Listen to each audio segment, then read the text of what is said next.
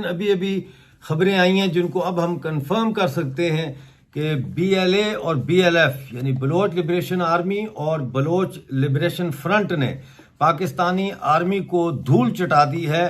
12 पाकिस्तानी फौजी हलाक हो चुके हैं। असिस्टेंट कमिश्नर तुर्बत हनीफ नूरजई को दहशतगर्दों की जानिब से उस वक्त अगवा कर लिया गया जब वो अपनी फैमिली के साथ सफर कर रहे थे, जबकि उनकी अहलिया और ड्राइवर को अगवा कार जो है वो सड़क पर ही छोड़ गए। मुसलमानों को तो सर छोड़े, हमारे आपने मजबूरियां बता दी कि मुसलमान ममालिक की क्या मजबूरियां हैं। दुनिया में और भी कोई ऐसा मुल्क नहीं है जो इनकी मदद के लिए निकले। और एक पाकिस्तानी फौज का एहलकार हलाक हो चुका है। मिलिट्री इंटेलिजेंस के कई लोग जख्मी हो चुके हैं।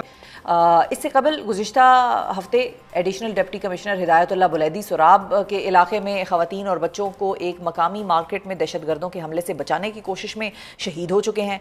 नमस्कार दोस्तों BLA और BLF द्वारा पाकिस्तान की आर्मी पर लगातार हमले जारी हैं, जिसमें पाकिस्तान को भारी नुकसान उठाना पड़ रहा है, क्योंकि BLA अपनी आज़ादी के लिए पाकिस्तान की आर्मी का डट कर मुकाबला कर रही है। जिस तरह से बलूच लिबरेशन आर्मी पाकिस्तान की आर्मी को बड़ी तादाद में नुकसान पहुंचा रही है, उससे पाकिस्तान इस वक्त काफ़ी ज़्यादा परेशान है, क्योंकि पाकिस्तानियों को पता है कि बलूचिस्तान अब पाकिस्तान की फ़ौज के कंट्रोल में नहीं रहा, बल्कि पाकिस्तान के हाथों से निकल चुका है।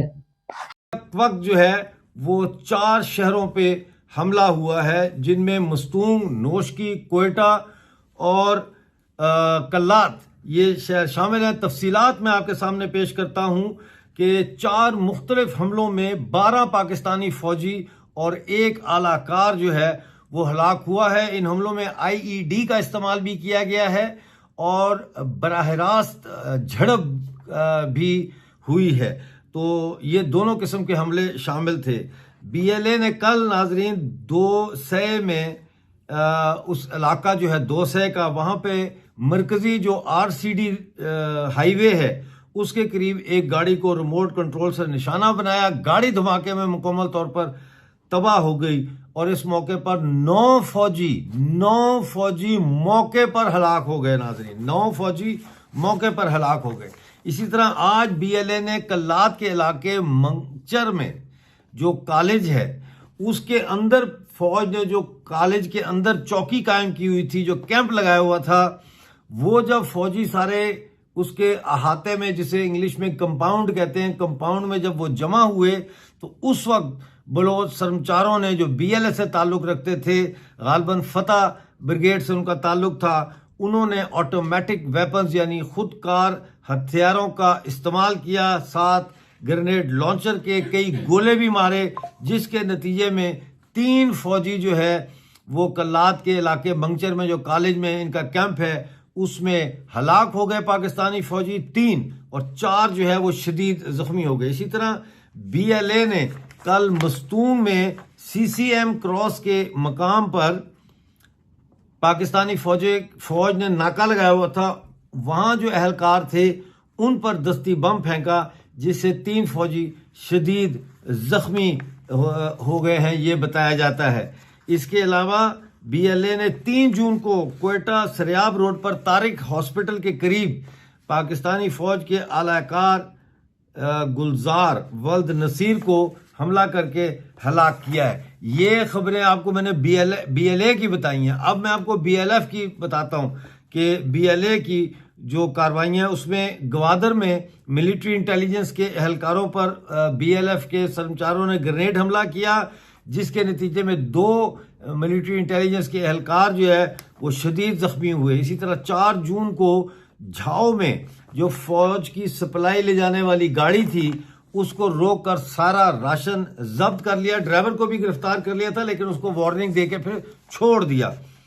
डेरा भुगटी में नाजरीन ये एक आपको मैं खबर बताना चाहता हूं कि ये हो क्या रहा है। ये जो कहते हैं ना हमने इतने सरमचार मार दिए, इतने इधर मार दिए, उतने उधर मार दिए, ये झूठ बकते हैं। इसकी हकीकत कुछ और है। ये जबरी लापता अफराद जो इन्होंने हुकूमत खानों में रखे हैं, जेलों में रखे, ये उनको लेके आते हैं और फिर उनको कत्ल करते हैं, उनको गोलियां मारते हैं, उनकी लाशें फेंक देते हैं और फिर ये कहते हैं कि जी ये बलोच सरमचार थे जो हमारे साथ लड़ाई में मारे गए। इसी तरह का एक वाकया नाजरीन कल पेश आया जब डेरा भुगटी में सरफराज भुगटी के डेथ स्क्वाड ने बारखान के इलाके को जंदरान में लड़ाई के दौरान 4 कर्मचारियों को शहीद करने का दावा किया। अब मसला ये है कि बारखान या इसके आसपास के इलाके में कोई जंग नहीं हुई, तो हुआ क्या, हकीकत क्या है? हकीकत नाजरीन ये है कि गुज़िश्ता रोज़ सरफराज भुगटी साहब जो है, साहब तो वैसे उसको नहीं कहना चाहिए, सरफराज भुगटी हेलीकॉप्टर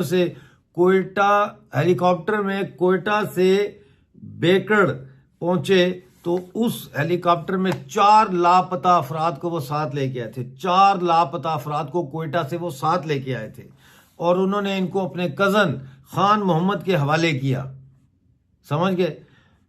इन 4 लापता अफराद को आज सुबह जो है वो कत्ल करके उनकी लाशें फेंक दी गई और ये दावा किया गया कि ये लोग जो है ये मुकाबले में मारे गए।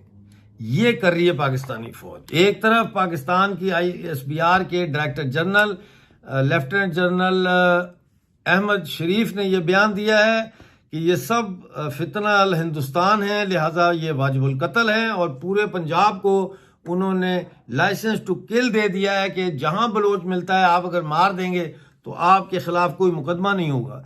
दूसरी तरफ जो है voice for Baloch missing person ने यह ऐलान किया है कि बलोच जबरी गुमशुदगियों के खिलाफ ईद वाले दिन जो है मुजाहरा किया जाएगा। बलूचिस्तान हुकूमत ने इस वाक़े में कालादम बलोच लिबरेशन आर्मी BLA के मुलविस होने की तस्दीक कर दी है और बलूचिस्तान को पहले ही भारतीय प्रॉक्सीज की वहाँ पर मौजूदगी और इसके नतीजे में होने वाली दहशतगर्दी की एक शदीद तरीन लहर का सामना है, जिसकी एक दिलखराश झलक हमें 21 मई को खुजदार में बच्चों की स्कूल बस पर दहशतगर्द हमले की शक्ल में दिखाई दे चुकी है। नूरजई जो असिस्टेंट कमिश्नर है वो उनकी तहवील में है। उन्होंने उनके बच्चों को, उनकी फैमिली के दीगर लोगों को और जो गार्ड और सरकारी गाड़ी थी उनको बाइज्जत तरीके से वहाँ से रवाना किया और हनीफ नूरजई को लेकर अपनी तहवील में वहाँ से वो एक नामालूम मकाम पे मौजूद हैं, जहाँ से फर्दर जो हनीफ नूरजई हैं उसके हवाले से उनकी जो उनके मुताबिक जो उनकी अपनी एक शूरा टाइप एक ग्रुप है जो उनसे मजीद इंट्रोगेट करेगा, उसके हवाले से वो कोई अपडेट देंगे कि आया हनीफ नूरजई के हवाले से वो क्या कहते हैं। अगर देखा जाए सूरत हाल के, ये कोई पहला वाक़या नहीं है, चौथे से पाँचवां वाक़या है। DC पंजगुर की अगर बात की जाए, उनको इसी तरह मस्तूम के करीब निशाना बनाया गया। उसके बाद हदायतुल्लाह का भी आपने थोड़ी देर पहले जिक्र किया, उन्हें निशाना बनाया गया। इसके बाद ये हनीफ नूरजई का वाक़या हुआ, तो ये बड़ा अलार्मिंग है गवर्नमेंट के लिए। गवर्नमेंट को मुख्तलिफ दौर में अलार्मिंग की गई, लेकिन इस जानिब इतनी तवज्जो नहीं दी गई हुकूमत की जानिब से। अच्छा शहबाज साहब, ये बताइए कि जो असिस्टेंट कमिश्नर हैं, यूजुअली तो ये लोग अपने प्रोटोकॉल के साथ या सिक्योरिटी के साथ मूव करते हैं, तो इनके साथ उस वक्त अगवा होने वाले वक्त के ऊपर इनके साथ सिक्योरिटी इनकी नहीं थी, और बलूचिस्तान जैसे इलाके में तो लाजमी तौर पर ये इनके साथ सिक्योरिटी होती है, इनके साथ क्या उस वक्त नहीं थी? क्या दहशतगर्दों को ये आसानी से उनके हाथ लग गए, उनको आसान लगा इनको अगवा करना? शिफा, ये बहुत बड़ा क्वेश्चन है जो आपने बड़े आसानी से कह दिया। बात यह है कि सुबह 6 बजे का वक्त था जब इन्हें इंटरसेप्ट किया गया M8 पर, और इन्हें मुसल्लह अफराद अपने साथ नामालूम मकाम की जानिब असले के जोर पर ले गए। सूरत हाल ये है कि उनके साथ अपने सिक्योरिटी गार्ड भी थे, उनका स्क्वाड भी था। अच्छा। एक असिस्टेंट कमिश्नर के साथ एक गाड़ी स्क्वाड होती है जिसमें 4 से 6 एहलकार होते हैं जो उनके साथ मूव होते हैं, और क्योंकि इनका अपना एरिया था, इसके बाद स्क्वाड ने वापस चले जाना था। सिक्योरिटी उनके साथ मौजूद थी, उनके पास अपना असला भी था, लेकिन जो इस तरह मुसल्लह अफराद आते हैं उनकी तादाद अमूमी तौर पर देखी गई है तकरीबन 20 से 30 होती है, और उनके पास जिस किस्म का असला जदीद देखा गया है या जिस तरह इस्तेमाल हुआ है मुख्तलिफ वारदातों के दौरान, जो उनकी रिपोर्ट्स भी आई हैं मुख्तलिफ कानून नाफिज करने इदारों की जानिब से, तो इस सूरत हाल में जो लेवीज या पुलिस के पास जो असला है वो उनका मुकाबला करने की सकत नहीं रखते। अच्छा। दूसरी बात ये है कि जहाँ बहुत ही अलार्मिंग आपने बात बताई है जी, जहाँ से इन्हें लेकर गया सुबह का वक्त था। अमूमी तौर पर जो सरकारी अफसरान हैं वो इस रूट को इस्तेमाल करते रहते हैं और इन्हीं औकात के दरमियान अलग सुबह इस्तेमाल करते हैं ताकि वो जल्द से जल्द अपने मकाम की तरफ पहुंच जाए, और अगर खुदा न खास्ता कोई मिसहैप होता है तो अल्टीमेट जल्द जो इंतज़ामिया उसे पता लगे और वो किसी एक्शन के तौर पर मज़ीद सूरत हाल से निपट सके।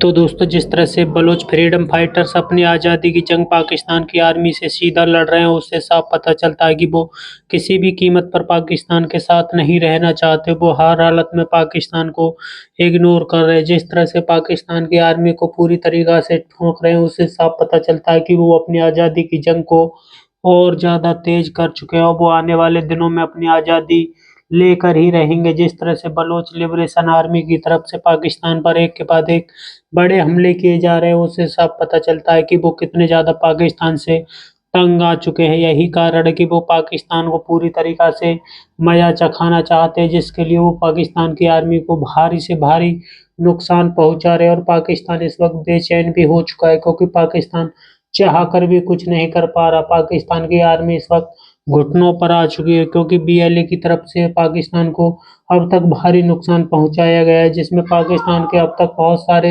सैनिक मारे जा चुके हैं। पाकिस्तानी मीडिया का दावा है कि पाकिस्तान की आर्मी कुछ भी नहीं कर पा रही। पाकिस्तान की आर्मी पूरी तरीक़ा से बीएलए के सामने सरेंडर कर चुकी है, और बीएलए पूरी तरीक़ा से पाकिस्तान की आर्मी पर हावी हो चुकी है। आपकी क्या राय कमेंट में ज़रूर शेयर करें। यदि आप चैनल पर नए, चैनल को सब्सक्राइब करें। वीडियो पसंद आए तो लाइक करें, कमेंट करें और शेयर करें। जय हिंद, वंदे मातरम।